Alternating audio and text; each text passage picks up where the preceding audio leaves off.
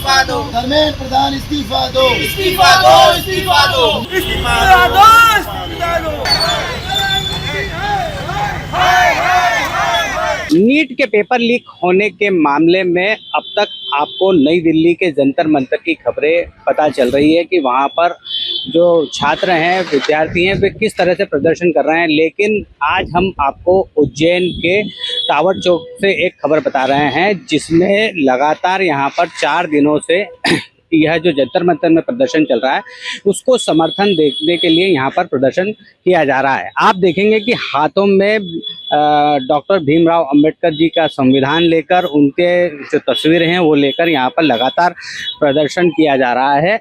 और इस आप तख्तियाँ देखेंगे जिस पर लिखा है पेपर लीक सबसे बड़ा देशद्रोह, गद्दारों को उम्र कैद हो, प्रधानमंत्री नींद से जागो, अब सख्त कार्रवाई करो, धर्मेंद्र प्रधान को बर्खास्त करो। इस तरह के जो ये इनके हाथों में इस तरह की तख्तियां हैं, संविधान है। हम इनसे जानेंगे कि ये प्रदर्शन कितने दिन से किया जा रहा है और इनकी मुख्य मांगे क्या है, क्योंकि कल प्रधानमंत्री नरेंद्र मोदी ने भी एक अपना वीडियो वायरल किया था जिसके वीडियो के माध्यम से उन्होंने ये बताने की कोशिश की थी कि हम इन लोगों के साथ हैं। लेकिन अब भी यह प्रदर्शन जारी है। प्रदर्शन में क्या होना है, इन लोगों की क्या मांगे हैं, हम इनसे जानेंगे। जी सर। हमारी एक ही मांग है। पहली मांग है, आज जितनी भी न्यूज़ आई हैं सोशल मीडिया पे या मीडिया के द्वारा कि प्रधानमंत्री ने छात्रों की सारी बातें मान ली हैं, लेकिन मुख्य जो मांग है हमारी, धर्मेंद्र प्रधान का इस्तीफा, वो नहीं हो रहा है। अगर वो नहीं होता है तो इस तरह के प्रदर्शन अभी बढ़ते जाएंगे, चलते जाएंगे। ये बच्चों से रिलेटेड संघर्ष है, धरना है, प्रदर्शन है, छात्रों से जुड़ा हुआ मसला है, ना कि ये किसी जाति विशेष धर्म का मिशन है। ये जो हरकत हुई है दिल्ली में, हमारे जो छात्रों पर लाठीचार्ज, जो गुंडों की तरह पुलिस ने उन पर लाठियां बरसाई है निहत्थे बच्चों के ऊपर। अगर हम चाहते तो एक लाठी भी हम उनको देकर भेज सकते थे, लेकिन हम सत्य और अहिंसा पर अड़े हुए हैं और इसी को लेकर हम आगे भी हमारे प्रदर्शन जारी रहेंगे। सत्य और अहिंसा की बात इन्होंने की है और इसी तरीके से इनका प्रदर्शन भी यहाँ पर जारी है। मैं आपसे जानना चाहूँगा कि आप यहाँ पर बैठे हुए हैं तो आप क्या आपके बच्चों के लिए इस प्रदर्शन में शामिल हुए, क्या है विशेष? मैं अपने बच्चों के लिए प्रदर्शन में शामिल हुआ हूँ। मेरे 2 बेटे हैं, एक मास्टर कर रहा है, लास्ट ईयर है, दूसरा मेरा BA कर रहा है बालक, और तीसरी जो बिटिया है उसका NIT IT में सिलेक्शन हुआ है। तो ऐसी में हम लोगों को भी यहाँ एक डर, जो दिल में एक डर है कि हमारे बच्चे आज सुरक्षित नहीं हैं, आज उस डर को हम खत्म करना चाहते हैं, क्योंकि पूरे हिंदुस्तान में डर का माहौल है छात्रों के बीच। अगर ऐसी कंडीशन में हम हमारे बच्चों को कैसे पढ़ाएंगे? अगर दूरी की बात आती है तो हम हमारे बच्चों को दूर कहाँ भेजेंगे? आज अगर 2000 किलोमीटर पर अगर किसी बच्चे का एडमिशन होता है तो उसके माता पिता तो उसके साथ नहीं रहेंगे, लेकिन उनके माता पिता को डर तो रहेगा कि उनका बच्चा सुरक्षित है या नहीं है। आज की स्थिति को देखते हुए हिंदुस्तान में कोई भी ये नहीं कह सकता कि हर बच्चा सुरक्षित है, कोई नहीं कह सकता इस बात को। सोनम वांगचुक जी ने अपना अनशन कल समाप्त कर दिया है। उसके साथ ही प्रधानमंत्री नरेंद्र मोदी का भी एक वीडियो वायरल हुआ है जिसमें उन्होंने बताया कि अब ऐसे जो मामले रहेंगे उसको लेकर जल्द से जल्द कार्रवाई की जाएगी और दोषियों को सजा दी जाएगी। तो इस पर आप क्या कहेंगे? देखिए, ये जो सरकार है नरेंद्र मोदी जी और भाजपा की, इनके करनी और कथनी में बहुत ज़्यादा फर्क, जमीन आसमान का फर्क होता है, लेकिन कहते कुछ और करते कुछ है।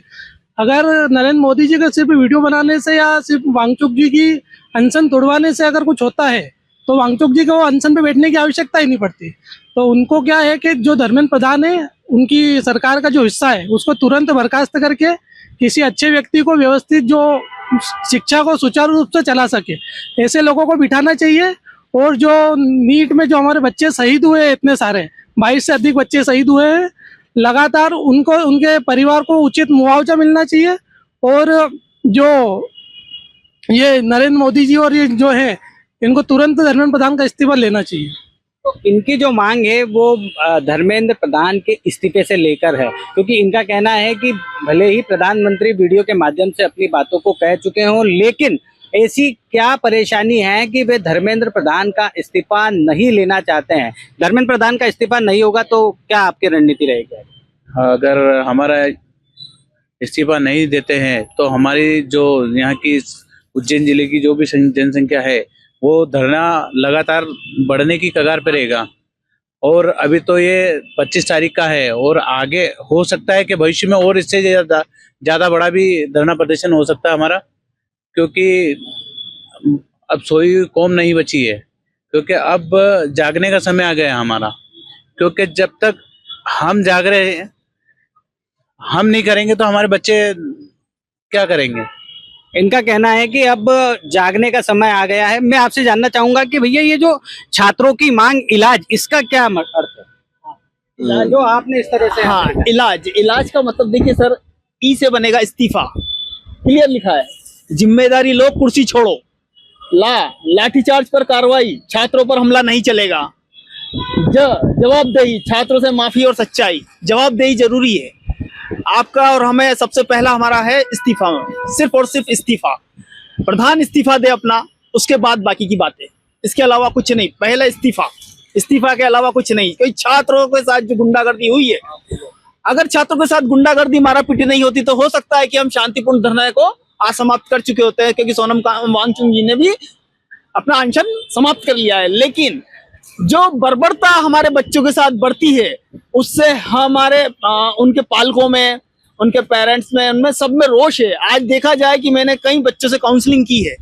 डर जरूर है, डर है वो सरकार का डर है। बच्चों में किसका डर है? सरकार का डर है।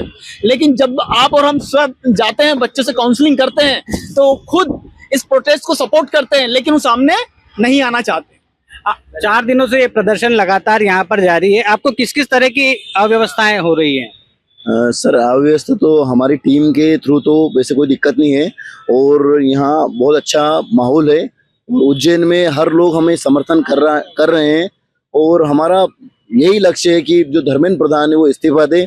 इस्तीफा देने से ही समस्या का समाधान होगा, क्योंकि आप जो प्रधानमंत्री जी ने जो वीडियो वायरल किया उससे बात नहीं बनेगी। क्योंकि आप ठीक है, आपने वीडियो वायरल कर दिया, पर अगर कोई आदमी गलत है तो उसका निवारण होना चाहिए और उस आदमी को बर्खास्त किया जाना चाहिए। और जो व्यक्ति अच्छा पढ़ा लिखा है और इस देश को रियल में वो इस देश के बच्चों के भविष्य के साथ खिलवाड़ नहीं करे, ऐसी कुछ समिति बननी चाहिए। और अगर कोई ऐसा कुछ करता है, कुकृत्य करता है, या उनके पेपर लीक होता है, या फिर उनके नौकरियों में कुछ आफत आती है, फार्म में आफत आती है।